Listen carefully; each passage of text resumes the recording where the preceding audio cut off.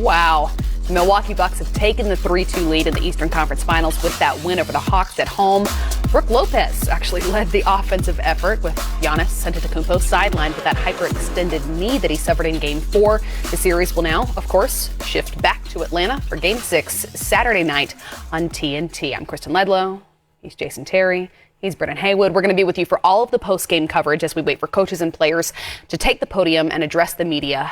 We've got to start there with Brook Lopez, a playoff career high, 33 points in this one, Jet. Yeah, Brook came out early. He had it on his mind, and he wasn't settling for threes. He was very dominant in the paint. And this is the Brook Lopez that, we want to see, and you're going to have to see. In 2 or 3 times, he got rebounds, second chance opportunities off of free throws. Right. And that's one of the coach's pet peeves. We can't give up opportunities on the defensive rebounds.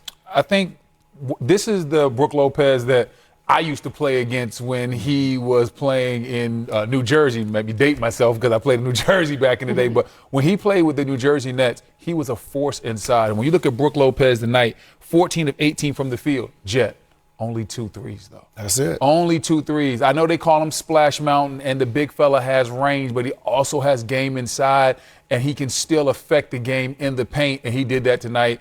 He had some good offensive rebounds, but more importantly, he was finishing everything. Turned back the hands of time. Brook Lopez was a monster inside. Because that was the primary concern with Giannis sidelined, is how you make up for his production in the paint. Our Stephanie Reddy is covering the Eastern Conference Finals for TNT, and she caught up with Brook after the game. What was the difference?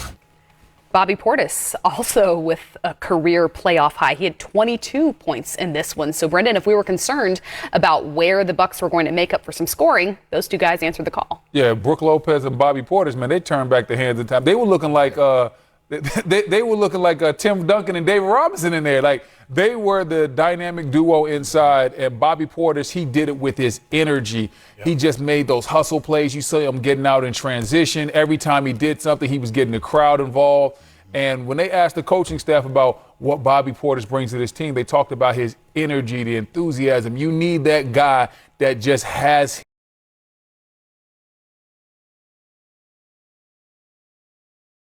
his own set of oomph with them, and Bobby Portis brought that tonight and played incredibly well. They couldn't have got this win without both their bigs playing to the extraordinary level that they did. No doubt, and they needed it because, again, without Giannis, who was going to fill that void? Well, Brook Lopez and Bobby Portis did it, and you said it, with his energy, his effort, right? And though he's a bench player, now he's thrust into the lineup. He didn't change who he was. He's a guy that can score. He got out in transition. He ran. He can hit spot-up threes. He shot a career high from 3 this year. So he didn't stray away from who he was. And his energy was just infectious all night long on both ends of the floor.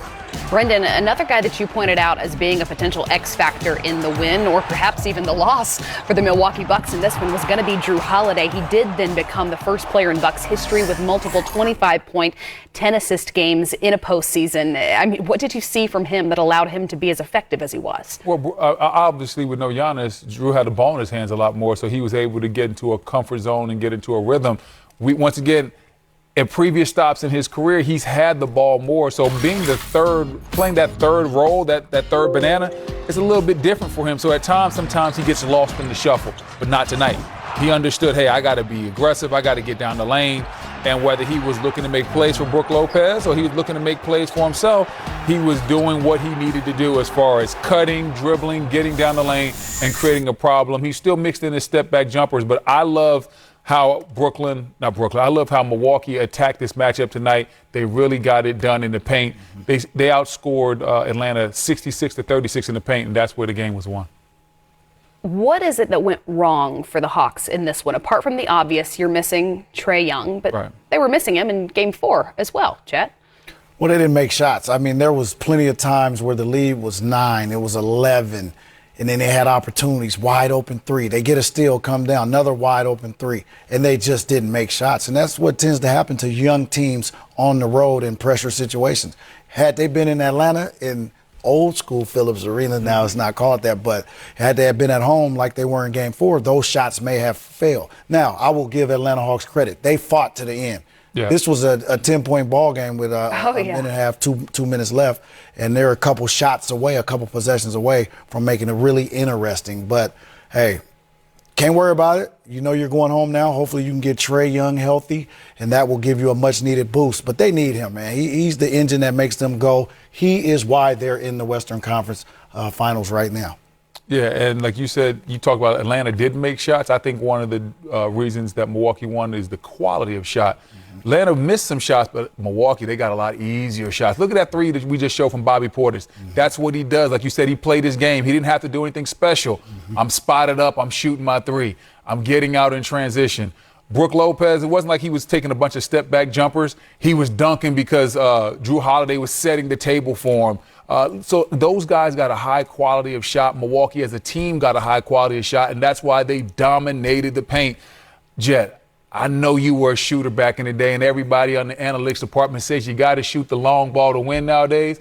But listen, take it from an old big like myself, there's still some gold to be had in that paint. And if you can dominate that paint, you can dominate the game, because you dominate the paint and then you get your threes once you cause a problem inside the paint. Which is something that most thought wouldn't happen for the Bucks with Giannis sidelined. So operating under the assumption that there is no Giannis in Game 6, there is no Trae in Game 6, neither of which have been officially ruled out by either team at this point, what can be done differently by the Hawks in order to perhaps slow down what we did see happen in this one?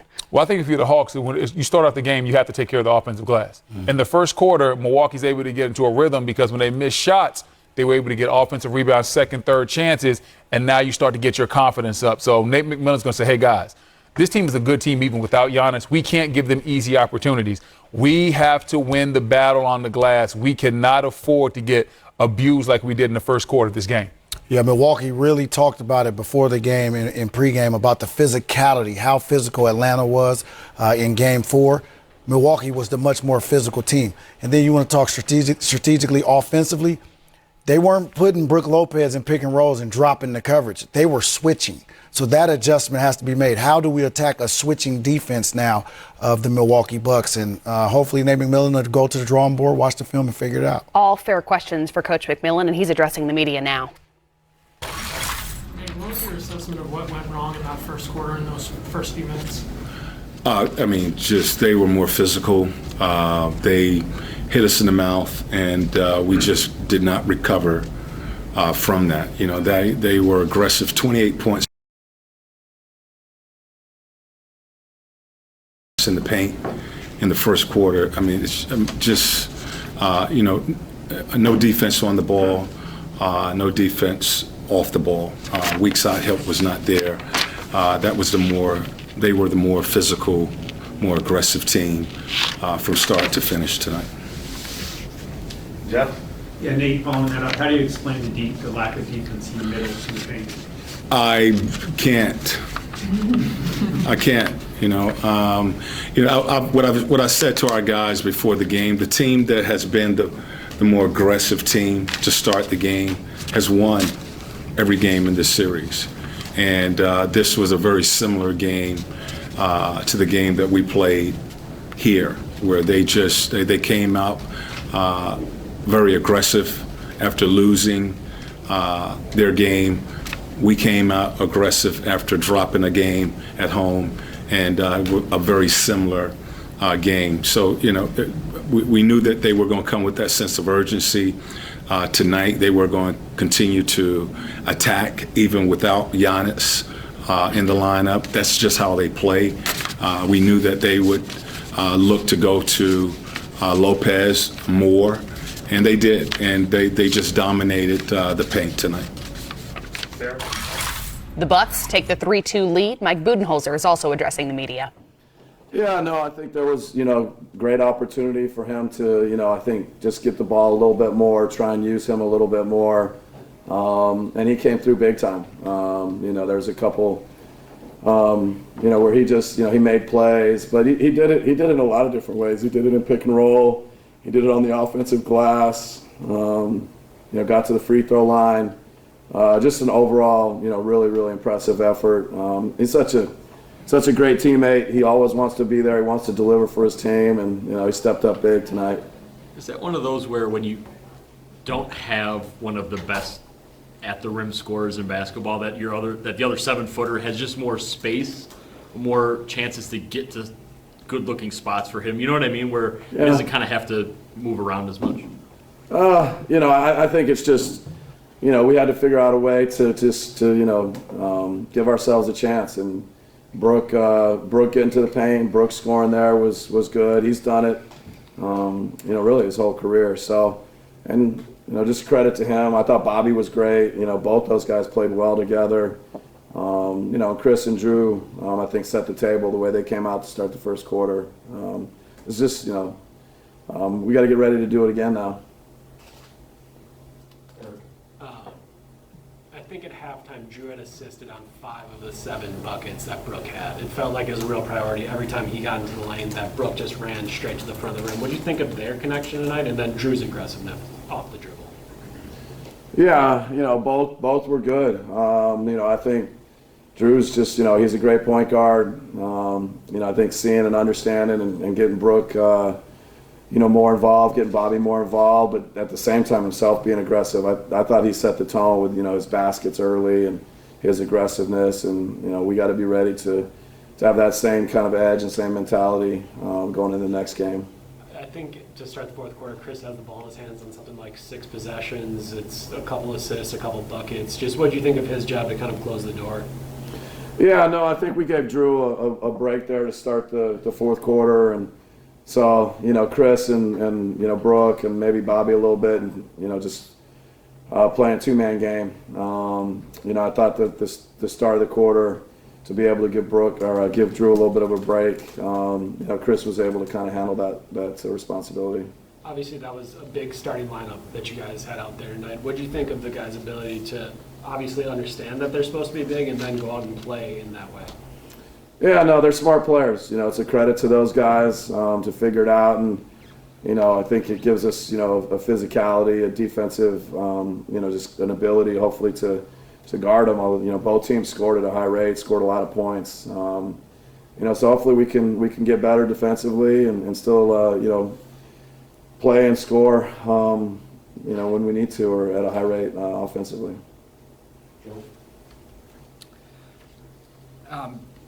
If you had to put your finger on it, why do you think Milwaukee fans go absolutely insane for Portis the way they do?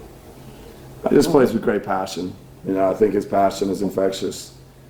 His teammates love him. You know, the fans love him. You know, he brings that passion for the game, for life. He's fun to be around. I think, you know, the crowd can feel that. His teammates can feel that. Coaches can feel it. He works. He's a worker too. You know, so I think it's a little bit of everything, but passion to me is the thing he brings to the game. And the other question I had was whether it was before the start of this series, once you knew you were going to play the Hawks, or at any point during the series, does it ever cross your mind that there was a brief moment where you thought Bogdanovich would be on your side? No. Following up on Joe's first question, I know there's a joy in just winning at this point, right? But for a player like Bobby, watching him do it and the loudness and that infectious word that you used, is there a different type of joy in watching him enjoy doing this? I mean, you know, just when guys work hard, you know, you like for them to be rewarded. He's prepared. He wants to, you know, just like Brooke, they want to be there for their team. And that kind of selflessness, and when you see it manifest itself on the court. But, you know, we got to bottle all that up and you know, get ready to go on the road and play. You know, find a way to handle that, and you know, Bobby, the whole group, we got to be ready to go. Steve Darby. You know, dug yourselves a pretty deep hole in games 3 and 4 really early. This game, you're up 20 like that. How were you able to kind of turn things around, and how much did y'all prioritize getting up to a faster start after what happened the last couple games? Yeah, I mean, Drew and Chris, you know, came out and I think put their stamp on the game early. I just like their aggressiveness early. I like, you know, we were able to get some stops. But you can't just push a button or say a magic word or something like that. You know, we got a good group. They're good players. They played well tonight, and you know, they understand what we got to do going forward. Last one in the room to Jeff Zilgett. Mike, you said it's difficult to keep Giannis away from the gym, his teammates. I know you're coaching tonight, but what did you notice about his involvement with his teammates and maybe even the coaching staff tonight? Yeah, no, I mean, you know, several times, just noticing the, you know, the communication, the trying to find a way to help the team any way he can, you know, even when, you know, he's not able to dress and play. And I saw a guy that was, you know, locked in and trying to talk to his teammates and be there with them. And, you know, that's what we need from everybody. 2 on Zoom to Eric. Any Goodwill? Hey, Coach, Bobby didn't play in 3 of the games in the last series, last 3 against Brooklyn. What does it say about him, about his readiness, that he's been able to produce so much and he stays so focused even while he has so much inactive time? Yeah, it's a great credit to him. The maturity, you know, just, and there's a mental toughness that when, you know, you're not getting to play and you want to be out there, you want to help your team to stay ready, to understand every series is a little bit different. You know, his energy and him, you know, whether he's playing or in the game, you know, not playing or he's in the game, he's still got, you know, great energy, and he's there for us. All right, that's it. Thanks, bud. All right, thanks, guys.